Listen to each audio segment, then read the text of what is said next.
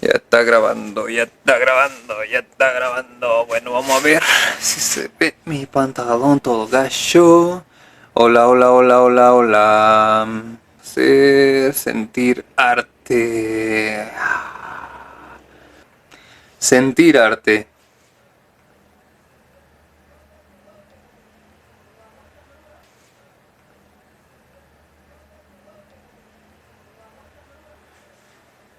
Pues el arte me gusta, lo disfruto, me apasiona desde hace mucho tiempo, tal vez desde siempre. Y lo disfruto no solamente al tratar de hacer arte, en mi labor como pintor, sino tal vez más al percibirlo, el hecho de ser un simple espectador del arte, del verdadero arte. Supongo que esto me sucede porque son procesos diferentes, lo entiendo, porque crear arte lleva alegrías y amarguras constantes, pero percibir es algo más placentero tal vez por su sencillez. Es un acto en apariencia fácil, que consiste en disponer la atención hacia las piezas y dejarse conducir por ellas. Es un acto sensible más que reflexivo y eso me parece más que interesante.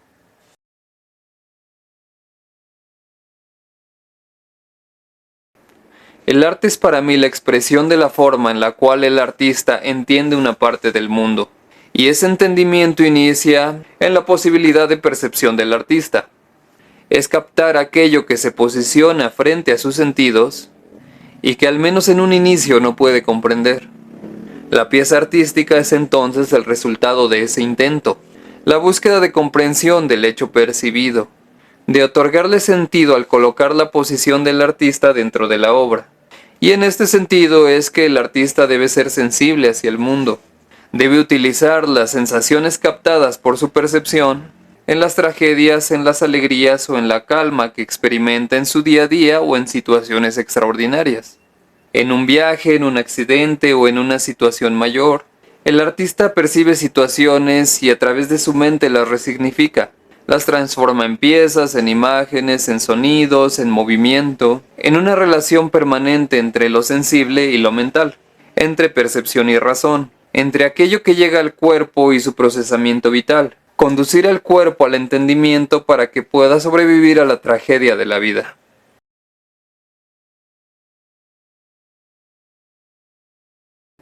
Y si esto es la creación artística, la contemplación no tiene una naturaleza tan diferente, porque la contemplación artística surge de la percepción misma, y por supuesto que nos conduce hacia el entendimiento de la pieza, del hecho que expone. Contemplar es en esencia el proceso de vivir, de experimentar el mundo a través del cuerpo, de sus sentidos. A los cuerpos nos place atrapar sensaciones, y no solo disfrutamos los afectos complejos, como el cariño o el odio, o sentir emociones envolventes, como el riesgo o el temor. Los humanos disfrutamos también de lo mínimo, de los aromas, de la textura, de los colores, del movimiento, todo aquello que nos sucede continuamente, pero que por su simplicidad solemos valorar muy poco. La percepción es el proceso en el cual incorporamos sentires y significados a través de nuestra experiencia en el mundo. Una brisa fresca, una puesta de sol a través de la ventana, el reflejo de la luz en un charco de agua. Percibir es entonces atender a las piezas, las representaciones del mundo. Es percibirlas sensiblemente e interpretarlas a partir de una experiencia particular. Es una labor esencialmente emocional y por lo tanto es una labor personal, lo cual implica que puede ir en contracorriente de aquello que llamamos sociedad.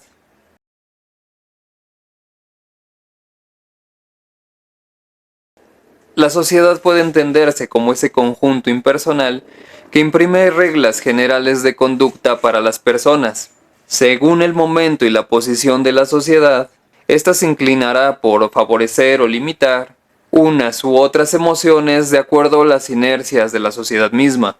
En una época como la actual, por ejemplo, la modernidad expuesta, o modernidad tardía, o posmodernidad, como quieran llamarle, da la impresión de que la gente ha dado la espalda a sentir, así como a los sentimientos en general, porque la emocionalidad se encuentra acotada a formas menores y limitadas.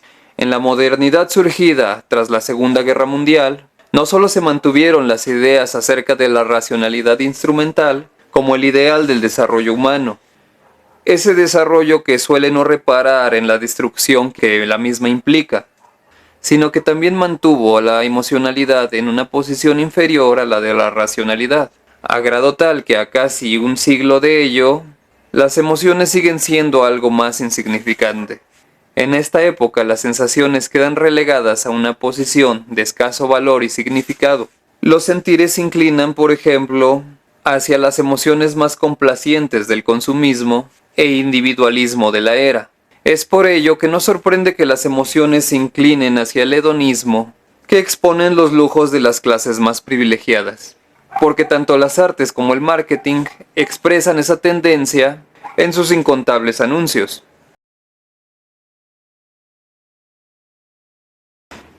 La mayor parte de las piezas reconocidas como artísticas, o al menos las más relevantes para el común, muestran esencialmente a gente adinerada con un estilo de vida muy lujoso, teniendo una vida por demás cómoda y placentera. En las producciones podemos evidenciar esta tendencia, que aparece tanto en la lírica de las canciones más populares, como en la simplicidad artística de las producciones audiovisuales, en el cine, en la televisión, en las galerías, en las salas de conciertos, en las pasarelas de moda y hasta en la alta cocina.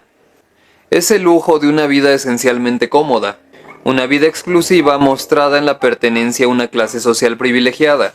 Es el arte hedonista, el arte elitista. Pero tenemos que saber bien que esta tendencia no es un hecho arbitrario, sino que forma parte de una cultura producida por el mercado, por las relaciones sociales surgidas de un modelo económico de compraventa, donde todo hecho puede constituirse como un producto, siempre y cuando lo hagamos de la manera más cuidadosa posible. Este hecho es parte de lo que se entiende como la industria cultural, el procesamiento de las artes de manera masiva, desde la cúpula, y dirigida hacia las masas. En este clima, las artes son manufacturadas y dirigidas hacia un público masivo, en un proceso de simplificación, en una reducción de sus componentes identitarios hacia un consumo amplio. Esta reducción implica una sobresimplificación que no solo sirve para que las grandes audiencias las acepten como obras de consumo, sino que sirve al mismo tiempo para potenciar el desapego humano que la modernidad ha venido promoviendo desde su inicio, la enajenación humana. Y no estoy diciendo que esa sea la intención de la modernidad, pero sí es claramente uno de sus efectos. Las piezas artísticas son recibidas por el resto de la gente, quienes gozan de las artes de un modo amplio y general, apartado de un sentir particular que en otro clima las obras otorgarían. Con este tipo de material, pues poco puede hacer el espectador de artes, porque además de no estar instruido en su sensibilidad desde el inicio de su vida, las obras masivas carecen de verdadero contenido. Es por ello que el común de las personas no parece tener una vinculación verdadera con estas supuestas artes acotadas. Las consumen, claro que sí, las reproducen en buena medida, ajustándolas a su identidad en un nivel más bajo, por supuesto. Y en esta marea de predominio de las artes elitistas, las artes populares también son arrastradas, son cooptadas por la inercia, por la marea de ese consumo. Es la mercantilización de las artes, pero también de los sentires. Las muestras populares son llevadas al terreno del pop, son despersonalizadas y simplificadas, convertidas en una fórmula para que las audiencias puedan disfrutarlas, sin el riesgo que implica una verdadera obra artística, que es básicamente la confrontación con el mundo y consigo mismo, la confrontación con nuestra propia humanidad, que de hecho de eso se trata.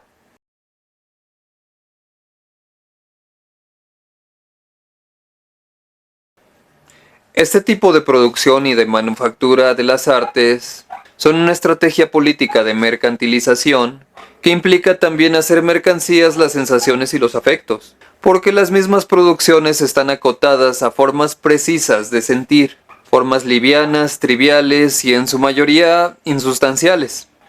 Estos exponen la comodidad y la complacencia de las piezas, donde no se busca sentir amor o pasión, y mucho menos dolor, incertidumbre o pena. Cuando se expone aquello se explora solamente en la superficie, que no permite dirigir las sensaciones a una intensidad verdadera, con lo cual se interrumpe el tránsito natural de la sensibilidad hacia el plano cognitivo, La sensibilidad te lleva a la razón, por supuesto.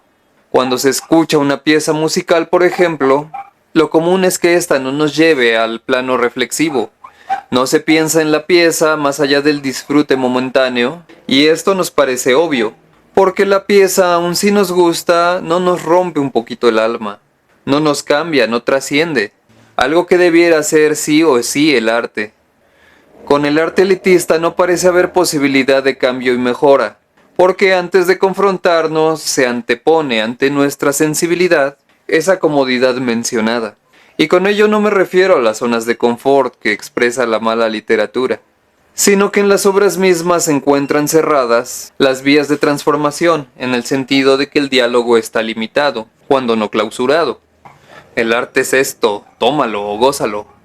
Y la gente lo acepta por desconocimiento, porque desde hace generaciones se ha repetido el mismo discurso con escasos cambios, y ahora nadie está dispuesto a cambiar su estilo de vida. Andamos con la inercia de esa supuesta modernidad, recostados en la comodidad más paralizante, más agotadora y paradójicamente más incómoda.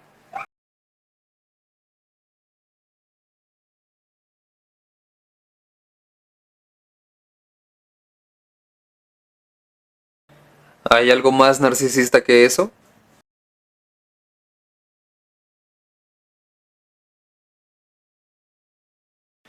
Y sucede que no solo en las artes las personas evaden las sensaciones que pudieran nutrirlos, sino que también sucede en nuestra vida cotidiana. En la rutina del día a día solemos evadir las sensaciones que nos ocurren continuamente, a veces por necesidad, por supuesto, como en los traumas de una vida cruel. Pero aún para el resto solemos evadir cotidianamente estas emociones, porque en la vida diaria expresar lo que uno siente está socialmente mal visto, como si los sentires fueran ajenos a nuestra corporalidad, como si estuvieran cancelados de ella. Expresar los sentimientos en esta sociedad parece que está prohibido. Y si no me creen, piénsenlo un poco. ¿Por qué para nosotros es tan humillante llorar en público? Si algo te lastima, lo natural es sentir emociones y expresarlas. ¿No? Nos encontramos entonces habituados a la evasión de las sensaciones, de las emociones y de los sentimientos. Algo aún más marcado en el comportamiento varonil, en el machismo. Y solemos dejar los sentimientos a un lado incluso cuando apreciamos arte, cuando miramos la televisión o una película tal vez, cuando escuchamos una canción de desamor, por ejemplo, su ritmo alegre nos suele aliviar, y este mínimo hecho mantiene nuestra comodidad. Si pudiéramos realmente apreciar las artes, la experiencia sería muy diferente. Y no me refiero a que dejemos de disfrutar las piezas que nos placen actualmente, por supuesto que no, sino que podríamos ver más allá, percibir desde un espacio donde la sensibilidad no esté cancelada, con lo cual el arte no sería un escape de la realidad, sino que sería más bien un medio para comprometerse con la realidad misma, un medio de entendimiento y de comprensión del mundo que viene de parte de una persona que habita con sus sentidos el mismo mundo.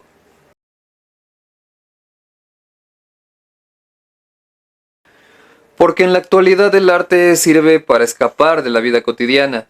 Al volverse íntegramente un espectáculo, lo elevamos a una posición mayor y privilegiada, que rompe nuestra cotidianidad aburrida.